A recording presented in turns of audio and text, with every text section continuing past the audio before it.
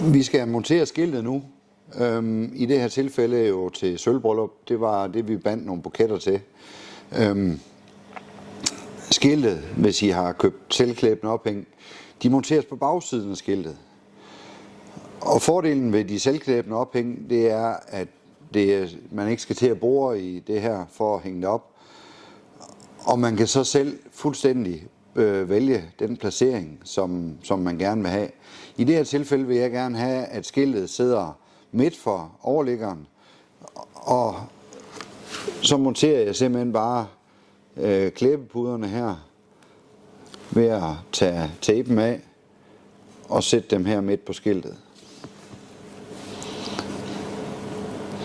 Når så de skal monteres, gør vi det med strips eller eventuelt med bindetråden.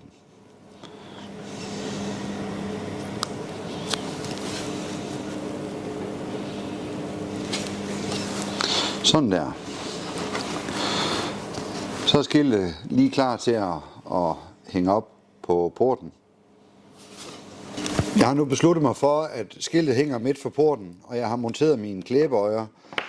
Så klipper jeg simpelthen 2 stykker bindetråd i en passende længde og lægger ind i øjet på ophænget og sikrer det lige ved at dreje tråden et par gange rundt. Så bliver det siddende.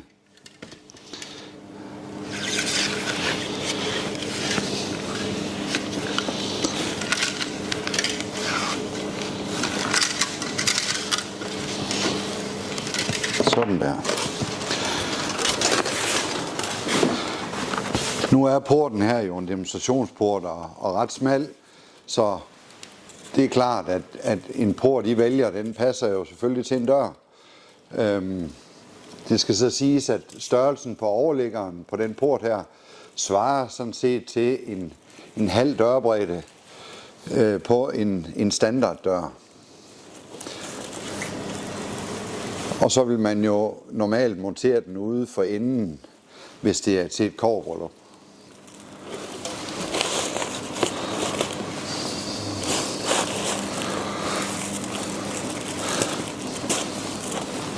Men ved at gøre det på den her måde, så kan man justere skiltet ind der, hvor man gerne vil have det, og så kan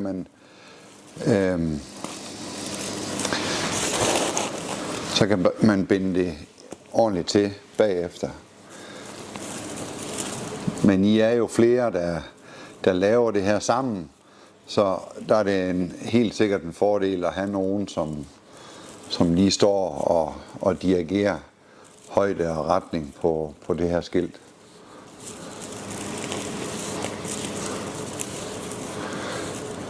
Jeg fornemmer lidt, det er skævt det her, men det kan jeg først se, når jeg kommer over på den anden side.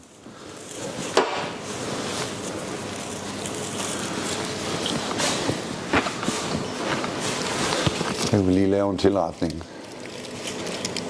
Sådan der.